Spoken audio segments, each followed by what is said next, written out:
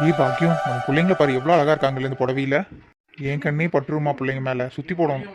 Sir நம்ம காய் சூப்பராக நமக்கு மேட்சாகவே ட்ரெஸ் எடுத்து கட்டியிருக்காளே, சூப்பராக இருக்கால. என்ன தான் என்ன பிடிக்கலன்னு சொன்னாலும் எனக்கு மேட்சாகவே சாரி எடுத்து கட்டியிருக்கா. இதுக்கு பேர் தான் டெலிபதியோ? ஆளுக்கு அவங்க அவங்க ஆளுகளை பார்த்து சைட் அடிக்கிறாங்க. நம்ம யாரை சைட் அடிக்கிறதுன்னு தெரியலையே. அட என் மருமகளுக்கு 2 பேர் எத்தனை அழகாக இருக்கிறாளுங்க, ஊர்க்கண்ணே பற்றும். சாரிங்க விட்டு என்னை மன்னிச்சிருங்க, எங்கள் அம்மா இப்படியெல்லாம் பண்ணுவாங்க நான் நினச்சி கூட பார்க்கல. பரவாயில்லைங்க, எல்லாம் தெரிஞ்சா பண்ண போகிறாங்க. சரு, நல்ல நேரம் முடியிருக்குள்ள தட்டம் மாற்றிக்கலாமாம்மா? அண்ணி, நிச்சய பத்திரிக்கை எதுவும் படிக்க வேண்டாம், சும்மா தாம்பூல தட்டை மட்டும் மாற்றிக்கலாம், கல்யாணத்தன்னைக்கு படிச்சுக்கலாம். என்னாச்சு சரு, ஏன் இப்படி திடீர்னு சொல்கிறீங்க? இல்லை அண்ணி, நல்லது கெட்டதெல்லாம் போக முடியாது, நமக்கு சீக்கிரமாக தானே கல்யாணம் வைக்கிறோம், அதனால் பிரச்சனை இல்லை அண்ணி. நம்ம மட்டும்தான் இப்போதைக்கு தாம்பூலம் மாற்றிக்கிறோம். ஊர் மத்தியில் மாற்றும் போது எல்லா ஊர் பேர் எல்லாமே நம்ம வந்து வாசித்து மாற்றிக்கலாம். இப்போ நம்ம மட்டும்தானே இருக்கோம், நம்மளுக்கே தெரியுமில்ல, அப்புறம் என்ன அண்ணி? ஆமாம், அதுவும் கரெக்டு தான். அர்ஜுன் மாமா, சாரி அர்ஜுன் மாமா, எல்லாம் எங்கள் அம்மா பண்ணுற குழப்பந்தான், என்னை மன்னிச்சிடுங்க மாமா. அது எல்லாமே ஒன்றும் பிரச்சனை இல்லைம்மா, எனக்கு என்ன நடக்குதுன்னு தெரியும். நீயும் என் தம்பியை லவ் பண்ணுறீங்கன்னு முதற்கொண்டு அவன் எல்லாமே சொல்லிட்டான். ஆமாம் மாமா, இன்னும் வீட்டுக்கு யாருக்கும் தெரியாது, உங்களுக்கு மட்டும்தான் தெரியும்னு நான் நினைக்கிறேன். ப்ளீஸ் எப்படியாவது என்ன உங்கள் தம்பி ரகு கூட சேர்த்து வச்சுருங்க மாமா.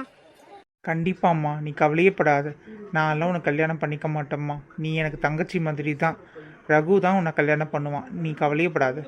இது எல்லாமே சும்மா ஒரு கண் துடைப்புக்காக நம்ம நடத்திட்டுருக்கோம், வேறு வழி இல்லை. உங்கள் அம்மாவை சமாளிக்கிறதுக்காக தான்மா, கொஞ்சம் அட்ஜஸ்ட் பண்ணிக்கோ.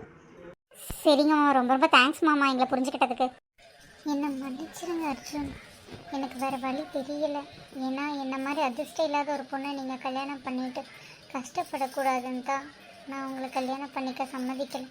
அதுக்காக வெற்றி கல்யாணம் பண்ணிக்குவேன்னு அர்த்தம் இல்லை. நீங்கள் காயத்ரி கடத்தின தாலி கட்டின அடுத்த நிமிஷம் நான் வெற்றி கிட்ட வேண்டான்னு சொல்லிட்டு கிளம்பிடுவேன். என்னை மன்னிச்சிருங்க அர்ஜுன், நீங்கன்னா எனக்கு உயிர். ஆனால் என்னால் என்ன பண்ணுறதுன்னு தெரியாமல் ஏதோ பண்ணிகிட்ருக்கேன். 2வது சித்தி வேறு ஏதாவது சொல்லிக்கிட்டே இருக்காங்க, எனக்கு என்ன பண்ணுறதுனே புரியல அர்ஜுன். என் அம்மா இருந்தால் இப்படிலாம் என்னை விட்டுருக்க மாட்டாங்கல்ல. புரியுது மல்லிகா, எல்லாமே எனக்கு நீ என்ன நினைக்கிறேன்னு முதற்கொண்டு புரியுது. கண்டிப்பாக உன்னோட சந்தேகத்தையும் பயத்தையும் போக்கி நான் உன்னை கல்யாணம் பண்ணிக்குவேன். உன் கழுத்தில் தாணி கட்ட போகிறது நான் தான். அதுக்கான ஏற்பாடுகளை தான் நான் பண்ணிகிட்ருக்கேன். இப்போ உன்னை நம்ப வைக்கிறதுக்காக நானும் சேர்ந்து நடிக்க வேண்டியதாக போச்சு. என் தம்பி பொண்டாட்டி ஆக போகிறவளை நான் கல்யாணம் பண்ணிக்கிற மாதிரி நிற்க வேண்டிய சூழ்நிலையை நீயே தள்ளிட்ட. எனக்கே கஷ்டமாக தான் இருக்குது. அந்த பொண்ணுக்கு எவ்வளோ கஷ்டமாக இருக்கும். மனசில் ஒருத்தரை வச்சுட்டு வெயில் இன்னொருத்தர் கூட நடிக்கிற மாதிரி நடிக்குது. ஆனாலும் அவள் என் தங்கச்சி மாதிரி தான். அதனால் எனக்கு எதுவும் தப்பாக தெரில. அந்த பொண்ணு புரிஞ்சுக்கும், நான் நம்புகிறேன். சூப்பராக இருக்கே சாரியில். இவன் குறித்த நேரம் கட்ட நேரத்தில் தான் எனக்கு ரொமான்ஸ் வரும், போடா லூசு. ஐயோ, எல்லாருமே அவிய ஆளை பார்த்து சைட் அடிக்கிறாங்களே. ஐயோ கடவுளே, என்னை ஏன் இப்படி சோதிக்கிற? எனக்கு இப்போ தான் ஒரு பொண்ணை காட்ட போறியும், இவனுங்களாலேயே எனக்கு ரொம்ப வெக்ஸ் ஆயிடுவான் போலியே. எங்கே நம்ம காயத்ரிக்கு அர்ஜுனுக்கு ஜோடி பொறுத்த நல்லா இருக்குல்ல? ஏன் வெற்றிக்கும் மல்லிகாவுக்கும் தான் நல்லா இருக்கு. 2 பொண்ணுங்களும் ஒரே மாதிரி தான். ஆமாம், நான் ஏதாவது ஆசையாக என் பொண்ணை பற்றி பேசினா நீ மல்லிகா உள்ள நுழைக்காமல் இருக்கவே மாட்டியே, என்ன பண்ணுறது? காயத்ரி இங்கே பாரு, உங்கள் அக்கா கிட்ட மட்டும் தப்பி தவறி உண்மையை சொல்லிடாத, அவ்வளோதான் நம்ம பிளானைவே சொதப்பி விட்ருவா. ஆமாம் தெய்வ, எவ்வளோ பெரிய நெஞ்செழுத்தக்காரின்னு பாருங்களேன். மனசில் மாமாவை வச்சுக்கிட்டு ஆமான்னு சொல்ல மாட்டேங்கிறா, இல்லைன்னு சொல்ல மாட்டேங்கிறா. ஆனால் அவரை ரொம்ப லவ் பண்ணுறா அத்தை. அன்றைக்கி கல்யாண விஷயம் பேசும்போது வெற்றியை பிடிக்கலன்னு சொல்லிட்டு அப்படி அழுன்னு அழுகிறா. அது எனக்கு தெரிஞ்சு கேட்டதுக்கு ஒன்றும் இல்லைன்னு சொல்லி என்னையவே ஏமாத்துறா அத்தை. ஏன்ட்டே இப்படி சொல்லும்போது உங்ககிட்டேலாம் இப்படி உண்மையாக சொல்லுவா? 2வது அம்மாவுக்கு ரொம்ப பயந்துக்கிறா அத்தை. எனக்கு கஷ்டமாக இருக்குது, இப்படி ஒரு அம்மாவுக்கு பொண்ணாக பிறந்திருக்குமேன்னு எனக்கு கேவலமாக இருக்கு அத்தை. கவலைப்படாதம்மா, ரகுவை தான் உன்னை நான் கல்யாணம் பண்ணி வைப்பேன். நீ அந்த கவலையே படாத. என்ன ஆனாலும் சரி, என் உயிரை கொடுத்தாவது உங்கள் 2 பேர்த்தையும் நான் சேர்த்து வைப்பேன். அதே மாதிரி தான் அர்ஜுனுக்கும் மல்லிகாவுக்கும். நீ கவலையே படாதடா.